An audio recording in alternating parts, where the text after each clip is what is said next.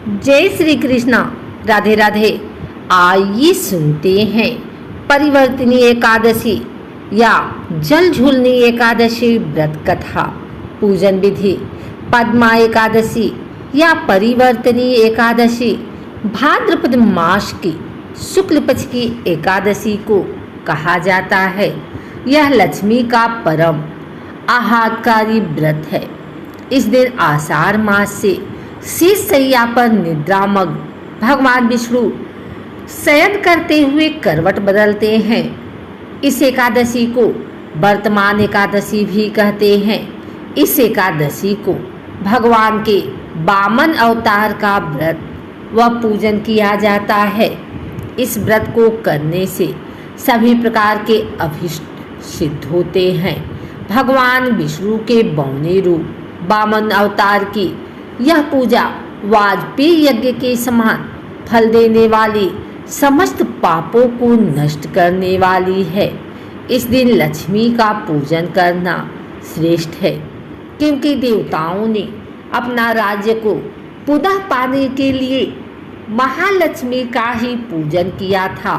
इस दिन व्रती को चाहिए कि प्रातः स्नान आदि से निवृत्त होकर भगवान वामन जी की प्रतिमा स्थापित करके मत्स्य, कूर्म, वारा आदि नामों का उच्चारण करते हुए गंध, पुष्प आदि से विधि पूर्वक पूजन करें। फिर दिन भर उपवास रखें और रात्रि में जागरण करें। दूसरे दिन पुनः पूजन करें तथा ब्राह्मण को भोजन कराएं व दान दें। तत्पश्चात स्वयं भोजन करके व्रत समाप्त करें। युधिष्ठिर कहने लगे कि हे भगवान, भाद्रपद शुक्ल एकादशी का क्या नाम है? इसकी विधि तथा इसका महात्म्य कृपा करके कहिए। तब भगवान श्री कृष्ण कहने लगे कि इस पुण्य, स्वर्ग और मोक्ष को देने वाली तथा सब पापों का नाश करने वाली उत्तम वामन एकादशी का महात्म्य मैं तुमसे कहता हूँ, तुम ध्यान पूर्वक सुनो। यह एकादशी जयंती एकादशी भी कहलाती है। इसका यज्ञ करने से वाजपेयी यज्ञ का फल मिलता है। पापियों के पाप नाश करने के लिए इससे बढ़कर कोई उपाय नहीं।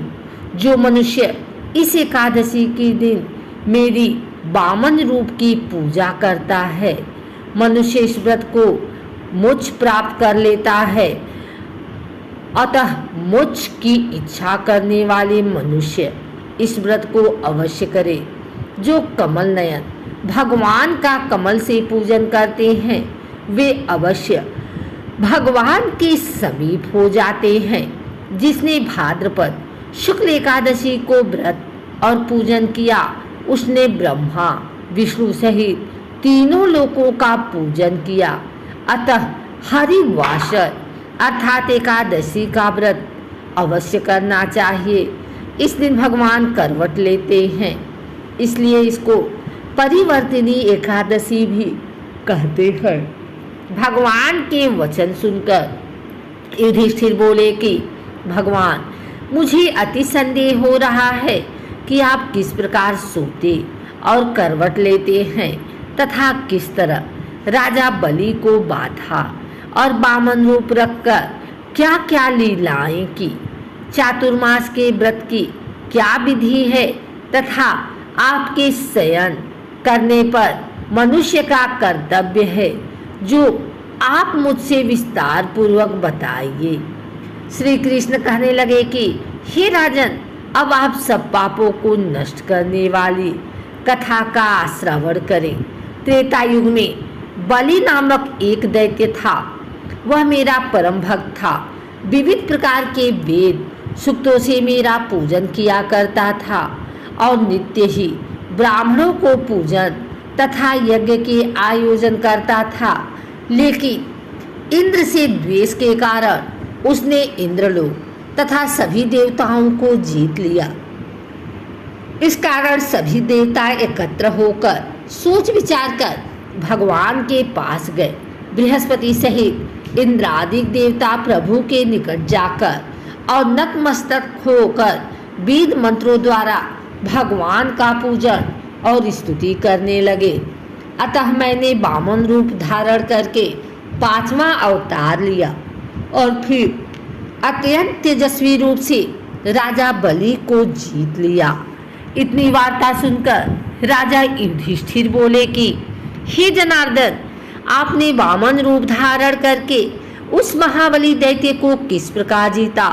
श्री कृष्ण कहने लगे, मैंने वामन रूपधारी ब्रह्मचारी बलि से 3 पग भूमि की याचना करते हुए कहा, ये मुझको 3 लोक के समान है और हे राजन, यह तुमको अवश्य ही देना होगा। राजा बलि ने इसे तुच्छ याचना समझकर 3 पग भूमि का संकल्प मुझको दे दिया और मैंने अपने त्रिविक्रम रूप को बढ़ाकर यहाँ तक कि भूलोक में पद और जनलोक में हृदय, भवलोक में जंघा, स्वर्गलोक में कमर, महलोक में पेट, यमलोक में कंठ की स्थापना कर सत्यलोक में मुख, उसके ऊपर मस्तक स्थापित किया।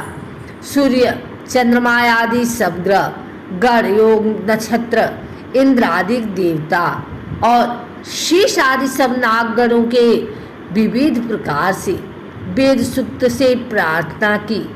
तब मैंने राजा बलि का हाथ पकड़कर कहा कि हे राजन, एक पद से पृथ्वी, दूसरे से स्वर्गलोक पूर्ण हो गए, अब तीसरा पग कहाँ रखूं?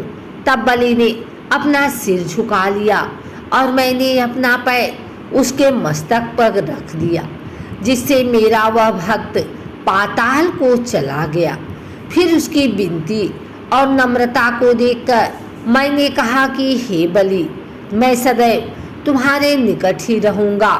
विरोचन पुत्र बलि से कहने पर भाद्रपद शुक्ल एकादशी के दिन बलि के आश्रम पर मेरी मूर्ति स्थापित हुई। इसी प्रकार दूसरी क्षीर सागर में शेषनाग के पद पर हुई। हे राजन, इस एकादशी को भगवान शयन करते हुए करवट लेते हैं, इसलिए तीनों लोकों के स्वामी भगवान विष्णु का उस दिन पूजन उचित है। रात्रि को जागरण अवश्य करना चाहिए। पूजन तीनों लोकों के स्वामी भगवान विष्णु का उस दिन पूजन करना चाहिए। तांबा, चांदी, चावल और दही का दान करना चाहिए। जो विधि पूर्वक इस एकादशी का व्रत करते हैं वे सब पापों से मुक्त होकर चंद्रमा के समान प्रकाशित होते हैं और यश पाते हैं। जो पापनाशक इस कथा को पढ़ते या सुनते हैं उनको 1000 अश्वमेध यज्ञ का फल प्राप्त होता है। इस एकादशी के दिन जो भी व्यक्ति व्रत करता है उसे भूमि दान करने और गाय का दान करने के पश्चात मिलने वाले पुण्य फलों से अधिक शुभ फलों की प्राप्ति होती है। इस व्रत में धूप, दीप, नैवेद्य और पुष्प आदि से पूजा करने का विधि विधान से 7 कुंभों में 7 प्रकार के अलग अलग धान्य भरे जाते हैं। भरे जाने वाले धान्यों के नाम इस प्रकार हैं: गेहूं, उड़द, मूंग, चना, जौ, चावल और मसूर। एकादशी तिथि से पूर्व की तिथि अर्थात 10वीं तिथि के दिन इनमें से किसी धान्य का सेवन नहीं करना चाहिए। कुंभ के ऊपर विष्णु की मूर्ति रखकर पूजा की जाती है। इस व्रत को करने के बाद रात्रि में विष्णु जी के पाठ का जागरण करना चाहिए। यह व्रत 10वीं तिथि से शुरू होकर द्वादशी तिथि तक जाता है, इसलिए इस व्रत की अवधि सामान्य व्रतों की तुलना में कुछ लंबी होती है। एकादशी तिथि के दिन पूरे दिन व्रत कर अगले दिन द्वादशी तिथि के प्रातःकाल मैं अन्न से भरा घड़ा ब्राह्मण को दान में दे देता हूँ।